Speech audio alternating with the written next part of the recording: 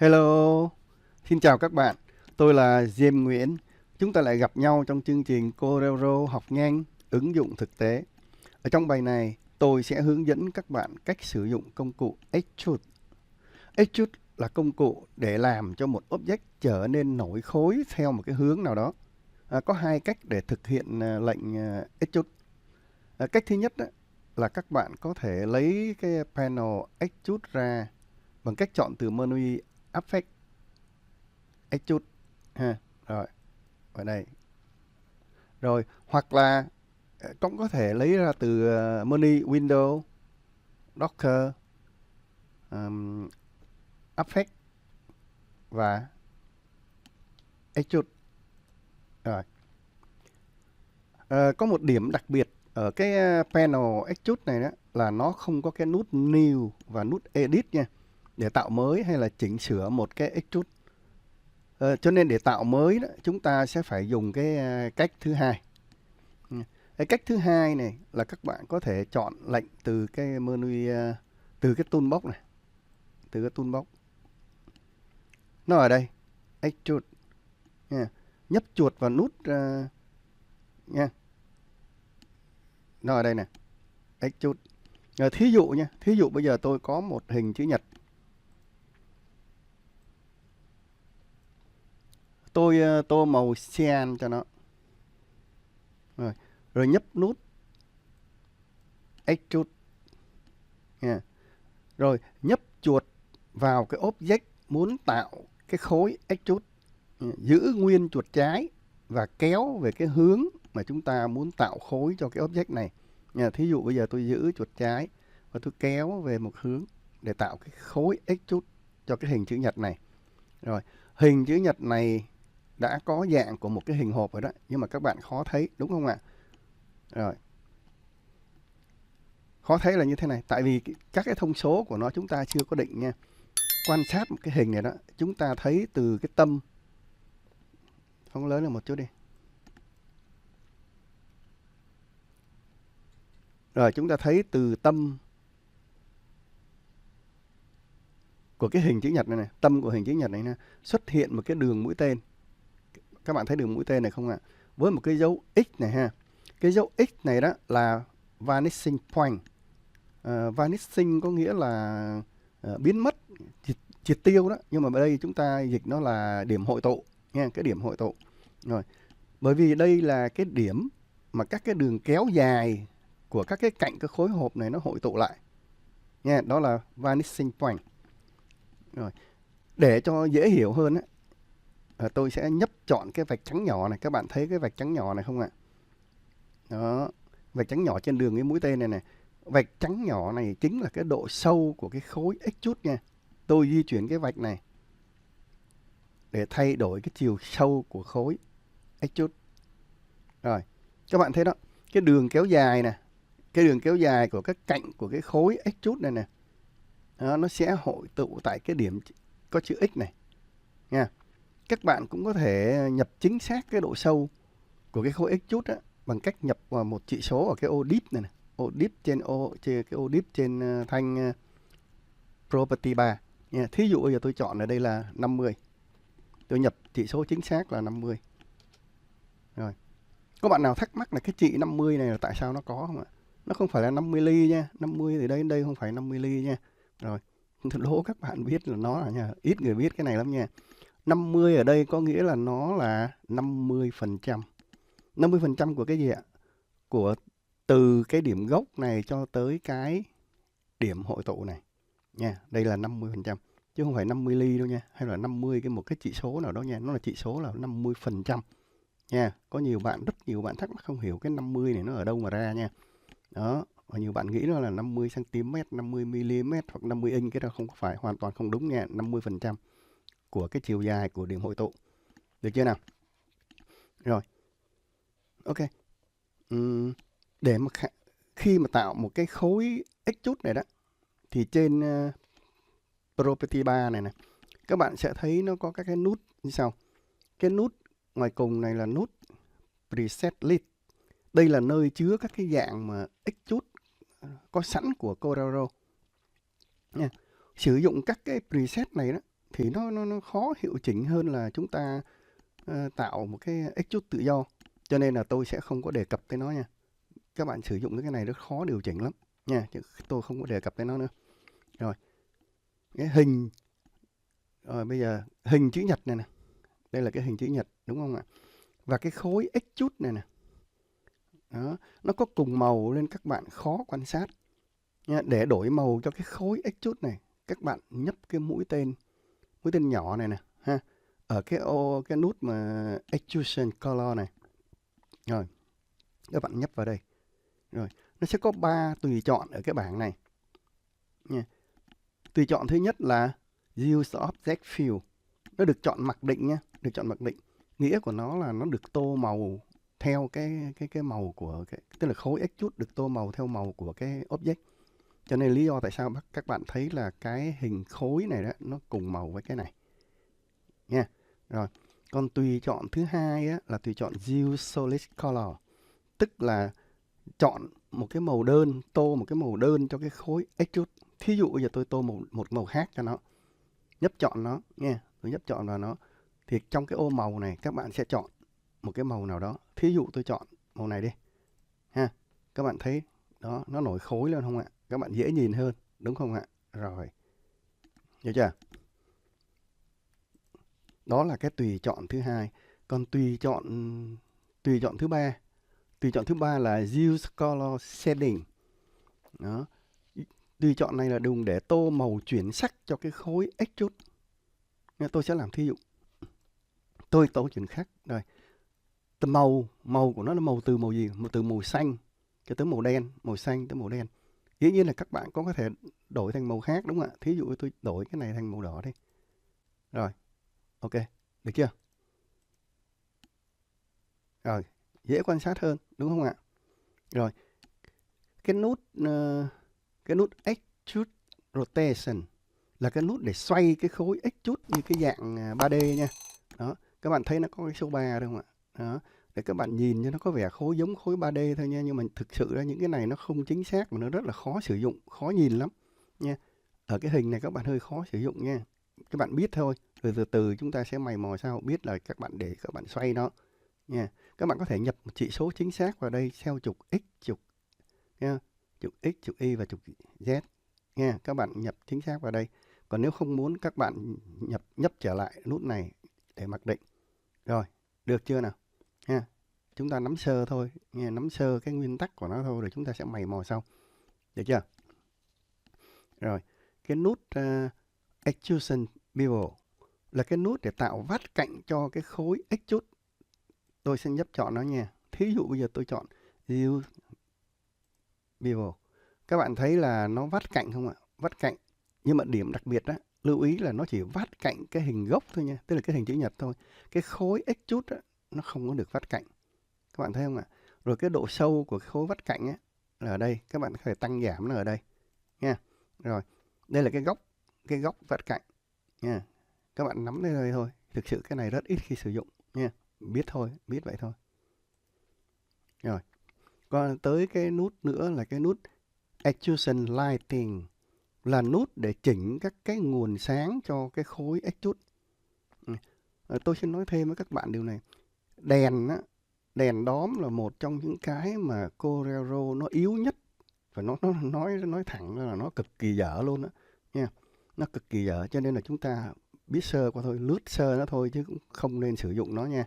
Mai sau nếu mà các bạn biết thêm nhiều cái phần mềm khác, các bạn sử dụng các phần mềm khác, chứ hạn chế sử dụng trong đèn đóm ở trong Corel nha.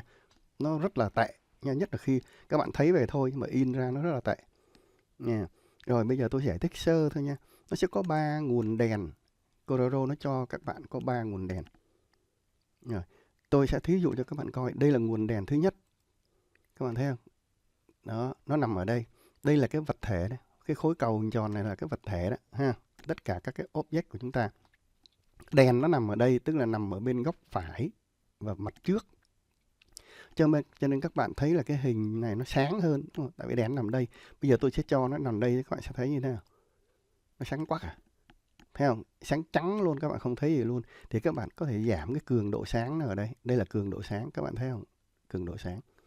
Đó. Ánh sáng nó nằm đây thì nó sẽ hắt bóng tối, cho nên là cái khối extrude nó sẽ tối. Được chưa nào? Rồi, bây giờ thí dụ tôi bật cái đèn thứ hai. Đèn thứ hai nó nằm ngay đây nha. Thì bây giờ thí dụ tôi đưa cái đèn thứ hai này nó vào cái phía sau. Các bạn thấy nếu mà đèn ở phía sau nó sáng không ạ? Nhưng mà phía trước nó tối, đúng không? Phía trước nó sẽ tối. Đó. Bây giờ các bạn muốn phía trước nó sáng hơn thì các bạn phải tăng đèn phía trước này. Rồi các bạn nắm sơ nguyên tắc nó chưa? Đèn thứ ba cũng vậy nha. Thí dụ bây giờ đèn thứ ba. Đèn thứ ba nó ở đây. Bây giờ thí dụ tôi dời cái đèn thứ ba nó nằm đây đi. Nằm đây. Các bạn thấy dưới này sáng trắng không? Đó. Chúng ta giảm cường độ sáng nó ở đây. Thì các bạn sẽ thấy chỗ này nó các bạn mới nhìn thấy nó, chứ không nó sáng quá cả. Được chưa nào? Đó. Nhưng mà các cái thông số ở đây là chỉnh chơi cho vui thôi nha. Đèn á, tôi nhắc lại. Đèn đóm là một trong những cái yếu nhất của Corel, cho nên hạn chế sử dụng hoặc không sử dụng nó thì càng tốt nha. Biết chơi cho vui thôi nha. Biết chơi cho nó đủ lại nha. Rồi. Ok. Chúng ta đã qua phần đèn. Rồi. Còn cái phần này ha, phần extrusion type nha, là nơi để các bạn chọn các cái dạng của cái khối extrude. Các dạng của khối extrude nó có những cái dạng nó được chia như thế này. Nó được chia làm hai nhóm rõ ràng luôn nha. Nhóm bên trái và nhóm bên phải. Nhóm bên trái đó là object gốc ở phía trước và cái khối extrude ở phía sau. Các bạn để ý cái hình đậm này, hình có nét đậm này ha, và cái hướng mũi tên. Để ý chưa? Rồi, cái nhóm bên phải này đó thì cái object gốc là ở phía sau. Đó, và cái khối extrude là ở phía trước nha. Nhớ nha, các bạn để ý các cái nét có hình đậm và hướng mũi tên thì sẽ nhận ra cái điều đó. Nhóm bên trái này đó là chúng ta có các cái dạng như sau. Cái dạng này nó gọi là dạng small batch. Nó được chọn mặc định nha, được chọn mặc định. Tức là đây là cái dạng khối và cái hình khối sẽ nhỏ dần về phía sau nha. Này, các bạn thấy hình khối nó nhỏ dần về phía sau không ạ? Tôi để về cho dễ nhìn nhé, nhỏ lại một chút đi cho dễ nhìn hơn. Rồi. Các bạn thấy không? Hình khối nó nhỏ dần về phía sau nha. Đây là cái dạng small batch, tức là phía sau nhỏ. Đây cũng là dạng được dùng phổ biến nhất nha. Và dạng kế tiếp là dạng big batch. Đây là cái dạng mà hình khối nó sẽ lớn dần về phía sau. Thí dụ tôi sẽ nhấp cho các bạn coi. Đó. Các bạn thấy không? Hình khối, đây là mặt trước đúng không ạ? Hình khối này nó sẽ lớn dần về phía sau. Rồi, các bạn nắm được tới đây chưa? Hơi khó nhìn phải không? Nhưng mà từ từ các bạn sẽ hiểu thôi. Đây là mặt trước nè. Object gốc và đây là mặt sau. Hình khối lớn dần về phía sau. Đây là big batch. Rồi, đây, big batch. Ok. Dạng thứ ba của bên này đó, nó là back parallel. Tức là dạng cái hình khối nó sẽ song song với cái object gốc mà về phía sau. Đây hình khối nó sẽ song song với object gốc. Object gốc nằm đây. Song song với object gốc về phía sau nha. Rồi, chúng ta sẽ sang cái nhóm phía bên phải. Phía bên phải đó thì đây là dạng small front, tức là phía trước sẽ nhỏ hơn nha. Cái này là hình gốc của nó ở phía sau này, hình gốc ở phía sau đó, nhưng mà phía trước nó sẽ nhỏ hơn nha. Rồi đó. Rồi, các bạn nắm được tới đây chưa? Hơi khó nhìn, dạng này rất là khó nhìn nha. Đây là hạng hình khối nhỏ dần về phía trước nha, hình khối nhỏ dần về phía trước, small front, phía trước nhỏ dần. Vậy thì cái hình khối, hình gốc nó nằm đâu? Gốc nằm đây nè nha. Các bạn nhìn biết hình gốc như thế nào không ạ? Các bạn nhìn cái điểm gốc này. Đó. Các bạn nhìn điểm gốc này nè. Chứ đừng có nhìn mấy cái này, nhìn điểm gốc nằm đây nha. Thí dụ đây là tôi sẽ quét cho các bạn coi. Có phải chọn được hình chữ nhật không ạ? Hình gốc á. Nó bị cái hình kia, hình khối che đi không ạ? Rồi, bây giờ để cho dễ nhận ra hơn á, tôi sẽ rã nó ra. Lệnh rã chúng ta biết rồi, Ctrl K hoặc là menu Object, Brick, Extrude, Group, Apart. Tách nó ra nha. Tôi lôi cái này ra coi đúng không? Đúng không? Đó, cái hình chữ nhật nó nằm ở đây. Được chưa nào? Tôi Ctrl G để lấy lại. Nha. Rồi, ok. Thế là chúng ta đã biết được một cái là small font, cái này nha. Còn cái dạng này là big front. Đây là cái dạng hình khối ấy, nó sẽ lớn dần về phía trước nha. Đây, hình khối nó sẽ lớn dần về phía trước, tức là cái hình gốc của chúng ta nằm đây nè. Nó bị che đi hết ráo rồi, không thấy gì hết nha. Rồi, muốn biết đúng hay không hả? Đây, quét chọn cái này này. Là chúng ta chọn được hình gốc nằm phía sau rồi mà nó nhỏ. Đúng không? Nó bị phía trước á, hình khối nó lớn hơn, nó che rồi. Được chưa nào? Rồi, ok ha. Rồi, cái dạng sau nữa là đây là cái dạng front parallel. Đây là dạng cái hình khối nó song song với cái object gốc về phía trước nha, song song với object gốc và về phía trước. Đây là phía sau nè, object gốc nó đang nằm phía sau, nó bị cái hình khối che đi. Object gốc nằm phía sau đó, đây nè. Thấy chưa? Object gốc nằm phía sau, được chưa? Ok. Rồi, các bạn đã biết sơ về cái này rồi nha, về cái extrusion type, tức là các cái loại mà của cái khối extrude rồi. Chúng ta đã biết rồi, đúng không? Chúng ta sẽ sang phần khác. Đó là cái phần này, phần vanishing point property nha. Tức là cái điểm mà triệt tiêu đó, cái điểm hội tụ của các cái tính chất của các cái điểm hội tụ. Rồi, đây là phần mà ngay từ cái ngày xưa khi tôi còn dạy học á, thì đã thấy rất nhiều người lúng túng. Nhưng các bạn đó lúng túng, không hiểu và không áp dụng được. Là vì được dạy quá nhiều cái lý thuyết suông. Còn các bạn sinh viên học với tôi ngày xưa đó, thì lại than phiền là tôi dạy cái lý thuyết ít quá. Phương châm của tôi ngay từ ngày xưa là làm được trước, từ từ hiểu sau. Điều này tôi cũng đã nói với các bạn rồi, đúng không ạ? Mà nói chuyện ngoài lề khoảng 2 phút nha. Cái ngày đó, cái môn dạy chính quy của tôi là AutoCAD và 3D Max. Các cái phần mềm về quảng cáo hay là dàn trang như là Corel, Illustrator, Photoshop, PaintMaker, InDesign hoặc một số các phần mềm linh tinh khác, tôi chỉ biết đủ dùng thôi. Tức là các bạn đang được tôi hướng dẫn sử dụng một cái phần mềm mà tôi không có được giỏi. Đừng hoảng hốt với các bạn. Nhưng tiết lộ điều này để các bạn yên tâm ha.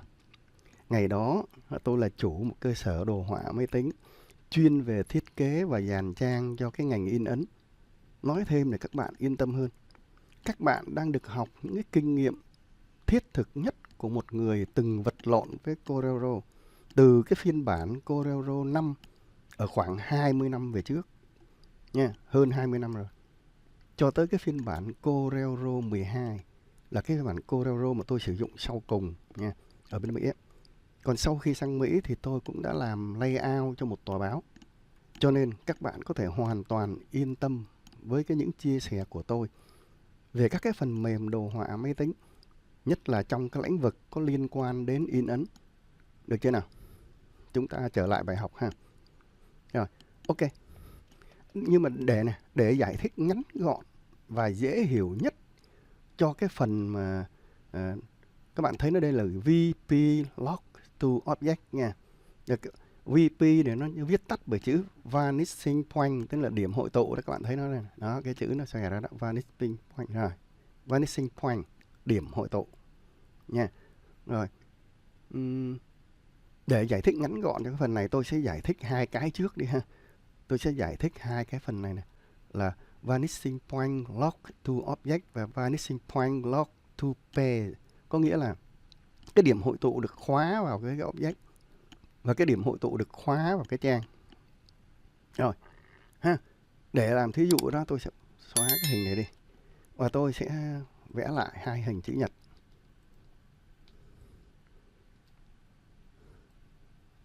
Cũng tô màu xen cho nó đi. Extrude đó. Đổi màu.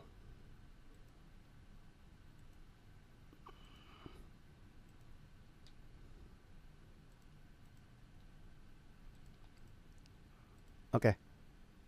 Tôi copy một cái hình khác. Tôi đổi màu cho cái này đi. Đây là hai hình có cùng một cái điểm hội tụ, đúng không ạ? Tôi vừa copy ra, có cùng một điểm hội tụ. Các bạn thấy hình khối nó giống nhau, được chưa ạ? Rồi, bây giờ này, cái hình chữ nhật ở bên trái á, nha, bên trái thì tôi sẽ định cho nó là lock tới cái object nha, tức là nó được chọn mặc định, đúng không ạ? Cái này luôn luôn nó được chọn mặc định nha. Rồi, lock to object, tức là cái object thứ nhất nằm bên trái, cái object nằm bên phải, tôi chọn cho nó là lock to page, tức là khóa vào cái trang. Rồi, các bạn coi những cái ấy của nó nè nha. Cái điểm hội tụ nó đây, điểm hội tụ nó ở đây. Rồi, được chưa nào? Rồi, bây giờ đó là tôi sẽ di chuyển lần lượt từng cái object và các bạn sẽ quan sát sự khác nhau giữa chúng nha. Đây, tôi sẽ di chuyển cái object bên trái trước. Các bạn thấy cái hình khối nó có thay đổi không ạ? Không, đúng không ạ? Rồi, hình khối không thay đổi. Coi lại cái điểm hội tụ không thay đổi. Điểm hội tụ không thay đổi tức là hình khối không thay đổi, đúng không ạ? Rồi, tức là cái điểm hội tụ nó được khóa chặt theo cái object nha. Khối x chút của nó không hề bị thay đổi. Còn hình bên phải thì sao? Ví dụ bây giờ tôi di chuyển nó. Các bạn thấy hình khối nó thay đổi không ạ? Hình khối hồi đầu tiên nó nằm đây, đúng không ạ? Đó. Giờ hình khối nó thay đổi. Thí dụ tôi đưa lên đây, hình khối nó thay đổi. Đưa xuống đây, hình khối nó thay đổi. Rồi. Đó. Tức là khi mà tôi di chuyển nó tới vị trí mới thì cái điểm hội tụ của nó, đây các bạn coi điểm hội tụ của nó được khóa chặt vào cái trang giấy nha. Nó được khóa vào cái trang giấy này. Tức là cái khối x chút của nó sẽ có sự thay đổi bởi vì cái điểm hội tụ của nó thay đổi. Các bạn nhớ cái điểm này nha, đây là điểm hội tụ ha. Và thí dụ bây giờ tôi bị di chuyển cho các bạn coi. Các bạn thấy điểm hội tụ của nó tụ lại đây. Rồi, được chưa nào? Vẫn tụ lại chỗ đó. Rồi, được chưa? Rồi, các bạn đã hiểu được hai cái tính chất đầu tiên rồi, đúng không ạ? Rồi, bây giờ là chúng ta sẽ hiểu sang cái tính chất sau nữa. Quên xóa mất cái hình chữ nhật rồi, thôi, vẽ lại thôi nha. Ok. Rồi.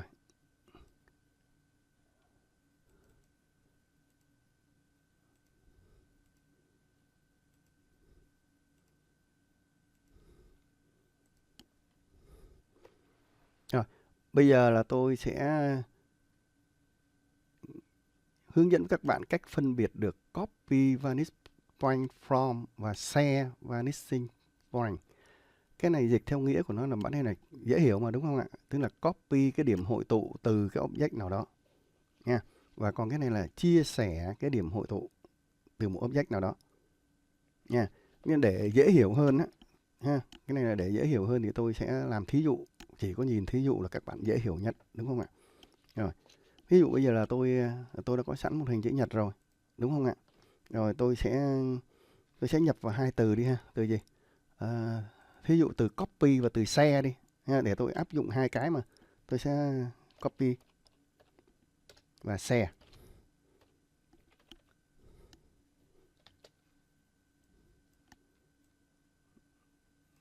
Ok. Đậm vào đi. Rã nó ra. Ctrl K, rã nó ra. Cái lệnh này các bạn học rồi, đúng không ạ? Ví dụ cái này tôi cho nó là màu xanh này, cái này cho nó là màu này đi. Rồi. Rồi, cũng tạo x chút cho nó. Màu cho dễ nhìn.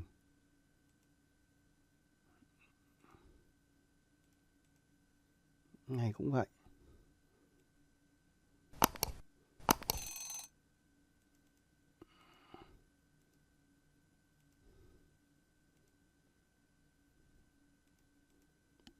Thí dụ vậy thôi nha. Rồi.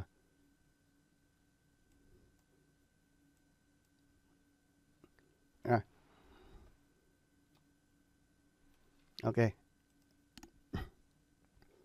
Rồi, bây giờ cái chữ copy này nè, tôi sẽ sử dụng cái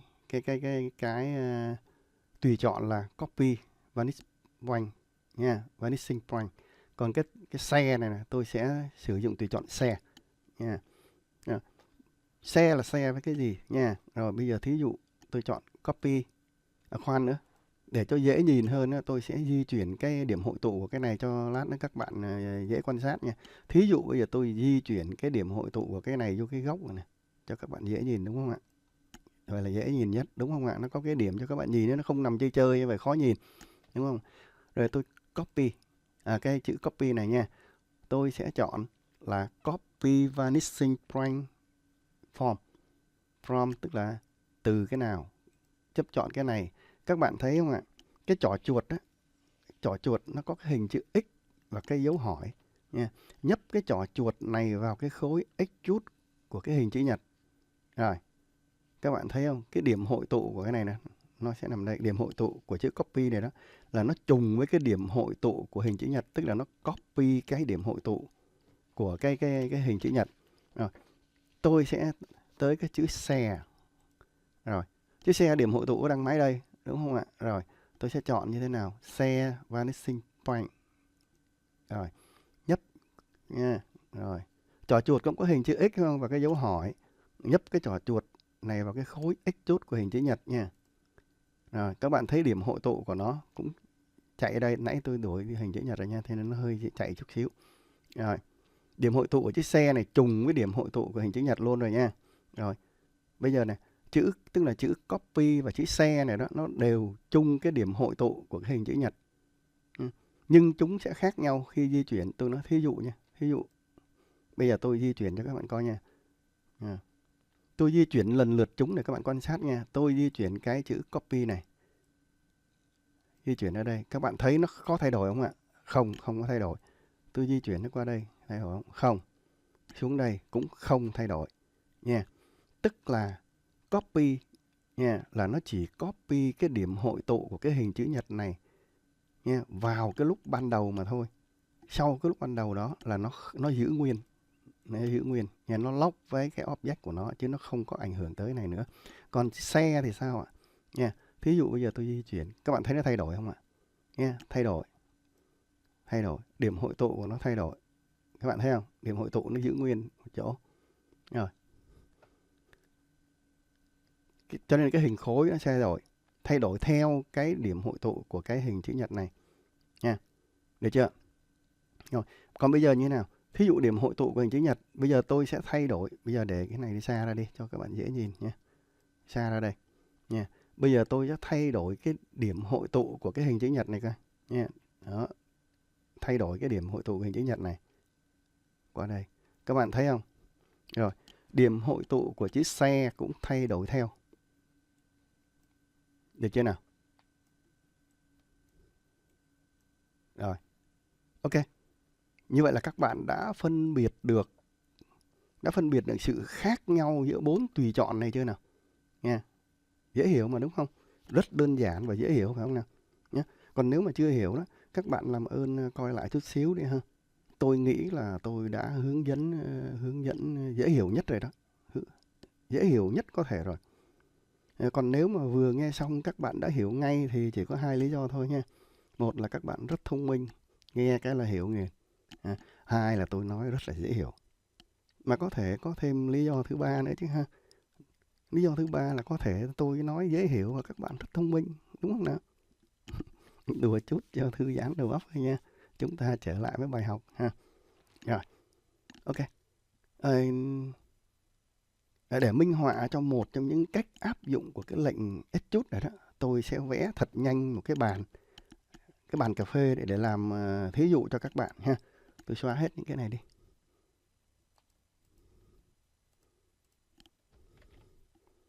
Rồi, tôi vẽ thật nhanh một cái bàn cà phê để làm thí dụ cho các bạn coi cái sự liên hệ của các cái nút vừa rồi đó. Mình nhớ nha. Thí dụ bây giờ tôi vẽ một cái hình chữ nhật nha.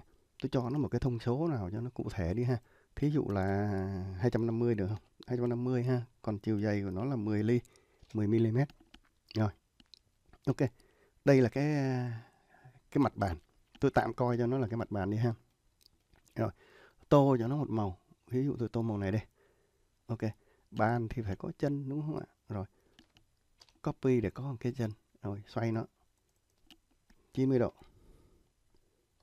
Ok, tôi đã có cái chân và nhỏ lại một chút, cho vào đây. Đại khái thôi nha. Cái bàn cà phê thì nó cũng thấp thôi chứ không có cao đâu. Ok.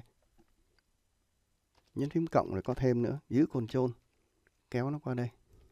Chọn với cái này, rút lại, Ctrl G rút lại. Rồi chưa nào? Chọn với cái mặt bàn, nhấn C để canh lề cho nó, canh lề giữa cho nó, được chưa nào? Rồi rã nó ra, rút nó ra.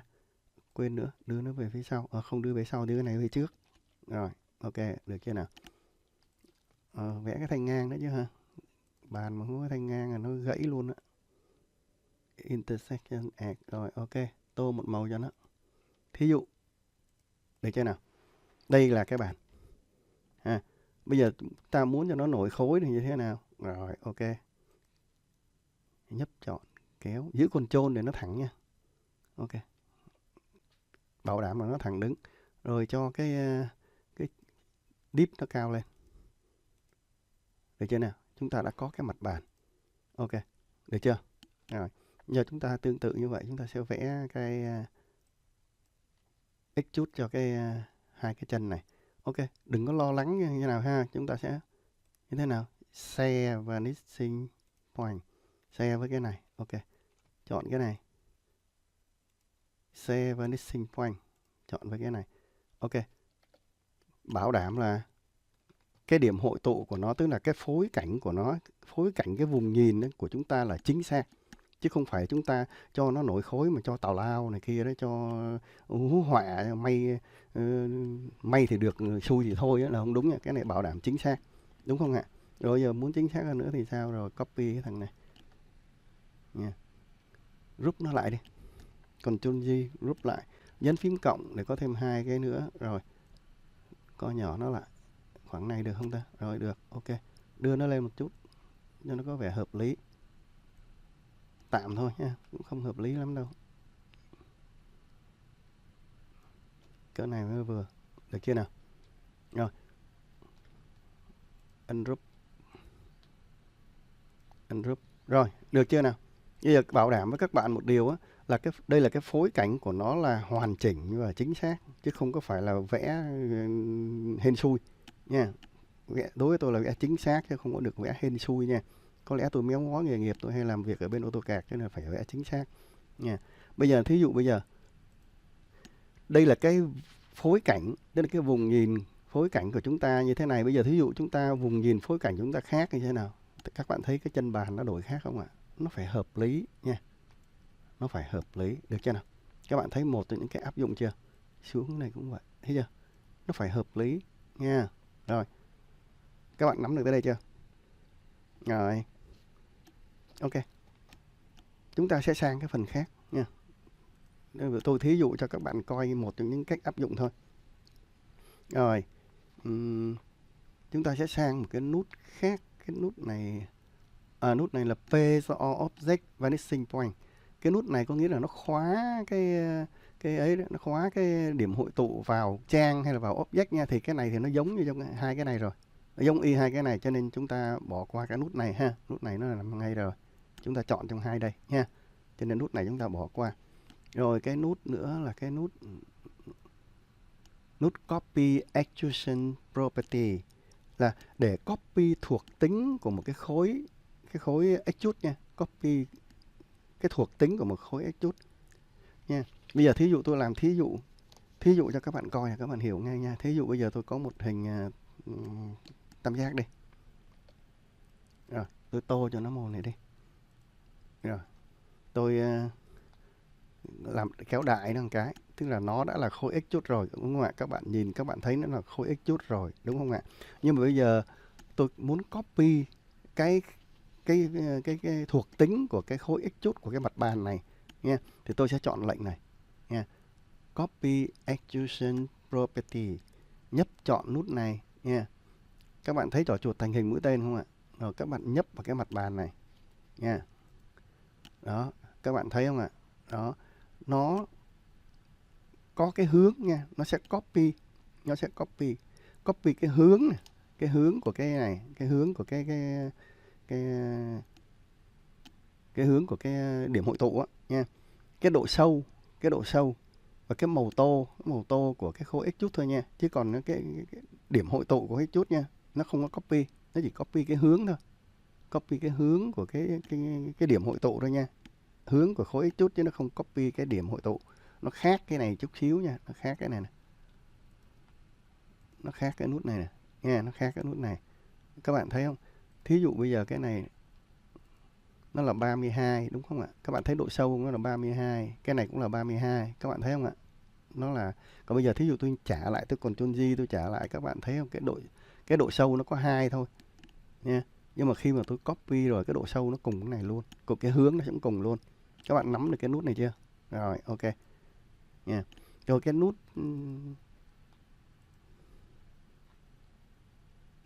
nút sau nữa, thí dụ bây giờ cái này nó đang là một cái khối extrude, đúng không? Cái khối extrude. Rồi, bây giờ cái nút cuối cùng là nút clear extrude, là nút để hủy bỏ cái lệnh extrude nha. Các bạn muốn hủy bỏ lệnh extrude không xài nữa thì các bạn nhấp clear extrude, nó trở lại là thành hình tam giác. Được chưa ạ? Rồi, ok. Xong phần đó rồi nha. Rồi chúng ta sẽ sang phần khác. Ok nha. Tôi sẽ chia sẻ với các bạn cái này thêm một cái kinh nghiệm nữa nha. Cái kinh nghiệm trong cái việc sử dụng lệnh extrude này đó là nó như thế này. Đó là các bạn cẩn thận khi tô chuyển sắc trong cái extrude nha. Nãy giờ chúng ta tô màu đơn sắc không, đúng không ạ? Cẩn thận khi tô màu chuyển sắc nha.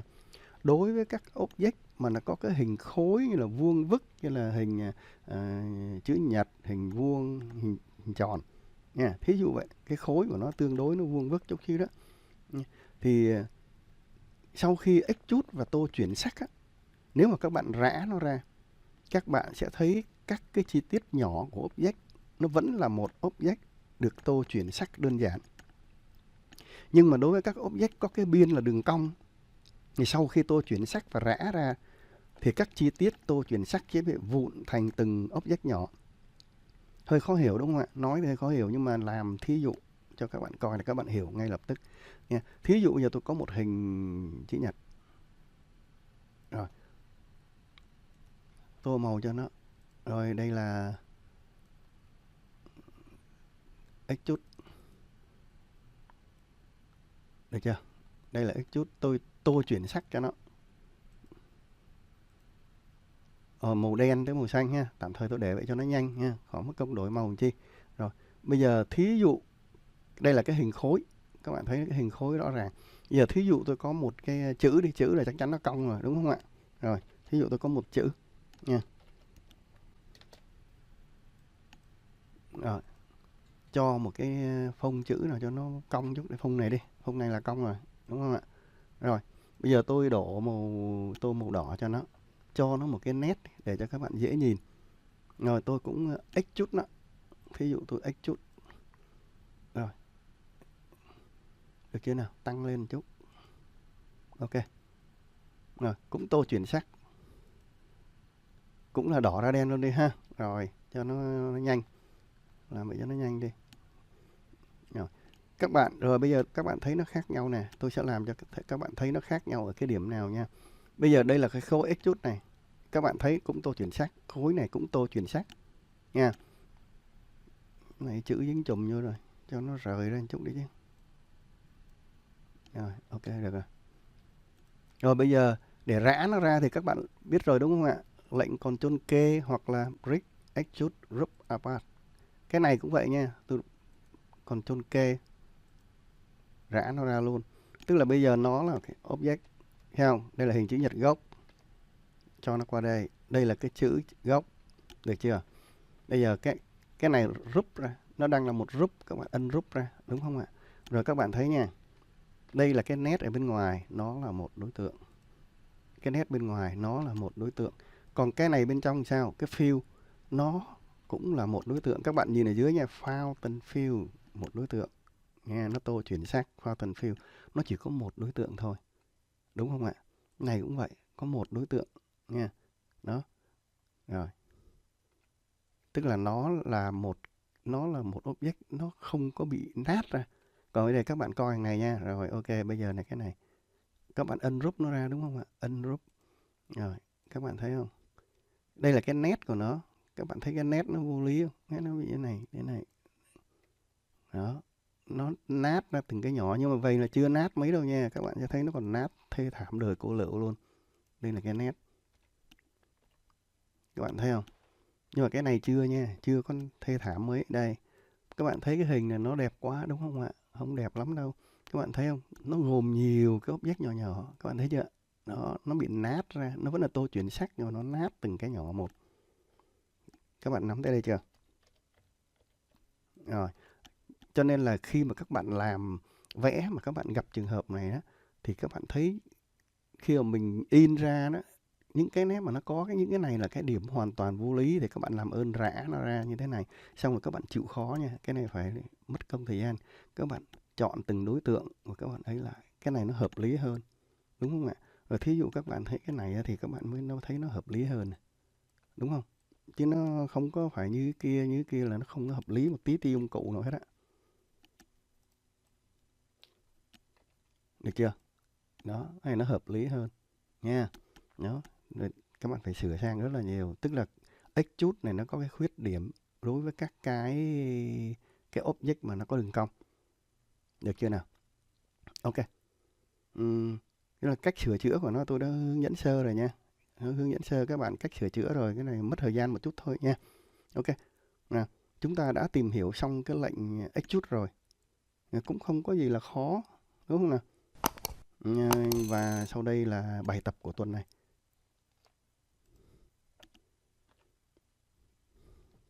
Ok, đây là bài tập của tuần này. Các bạn sẽ vẽ cái hình này nha. Đây là cái hình vẽ, tôi vẽ đại khái để các bạn nhìn theo và áp dụng những gì đã học để vẽ thôi nha. Đó. Link của cái hình này nè. Tôi để ở cái phần mô tả đó. Các bạn nào mà làm biếng vẽ lại thì lốt rồi coi theo mà vẽ nha. Đó. Rồi có thể nhiều bạn sẽ không thích lắm đâu ha. Không thích lắm khi mà tôi toàn là đưa ra những cái hình vẽ phát để cho các bạn vẽ theo thôi.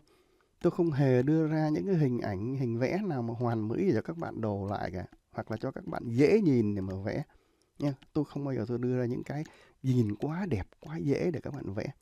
Nha. Tất cả đều có dụng ý hết. Tôi đang tập cho các bạn cách suy nghĩ và tự thiết kế ra một cái mẫu hoàn toàn mới. Các bạn hãy tự nghĩ ra một cái mẫu ở trong đầu. Phác thảo nó ra trên giấy rồi nhìn theo mà vẽ. Sửa đổi lại và phát triển nó dần sao cho các bạn thấy nó là vừa ý các bạn nhất nha. Đó. Miễn sao các bạn áp dụng được các lệnh đã học để vẽ được khoảng 60% yêu cầu là ok rồi. Tôi sẽ upload cái bài giải lên sau nha. Nhưng mà trước hết tôi sẽ phân tích sơ cái bản vẽ này chút xíu cho các bạn có cái idea để các bạn vẽ nha. Cái trái banh này thì chúng ta đã vẽ trong bài học trước rồi đúng không ạ? Cái này thì chúng ta cũng biết rồi, đúng không? Đó, nó đỏ nét đen nha. Rồi, cái này là trái banh ba màu. Này chúng ta vẽ cái này của phần trước rồi nha. Rồi chúng ta không nói tới. Nói tới là cái phần này. Đây, đây là áp dụng lệnh extrude. Các bạn thấy nó giống gì ạ? Nó giống như các cái bảng ở các cái sân vận động đó. Hoặc là đó, đây cũng là mẫu in áo đó nha. Rồi. Nha. Các bạn để ý một điều nha. Đây là tô chuyển sắc. Nó như là một cái đèn vậy đó.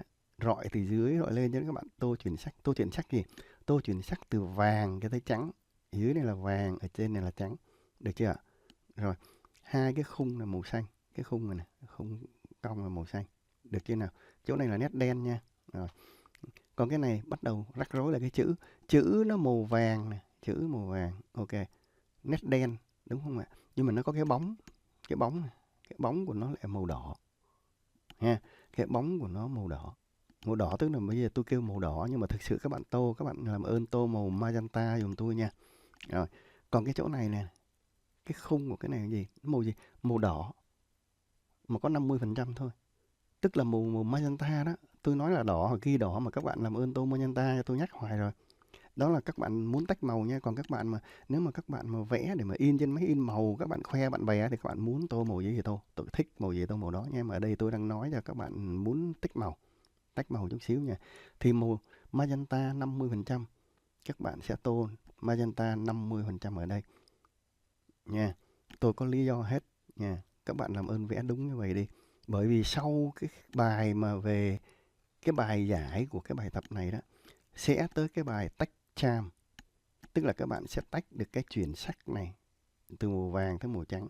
Và màu magenta 50% là các bạn làm sao để in ra được magenta 50% nha. Tức là các bạn chỉ có một bản phim thôi đó. Một bản phim là gì? Bản màu magenta mà gồm có hai bản, một bản đen, một bản magenta ở cái bóng này. Một bản magenta nó có 50% này. Các bạn chỉ có một bản phim thôi nha, chứ không phải hai bản phim. Được chưa nào? Đó, nha. Bắt đầu hơi rắc rối, hơi khó khó rồi không ạ? Nhưng mà các bạn chịu khó vẽ đi, cứ vẽ. Rồi sau khi các bạn coi cái bài giải của tôi, các bạn sẽ vỡ lẽ ra được một số chuyện khác. Được chưa nào? Ok. Rồi, hơi dài rồi ha. Ok, bài này tới đây là hết. Cảm ơn các bạn đã chú ý theo dõi. Hẹn gặp lại các bạn ở bài sau. Bye bye.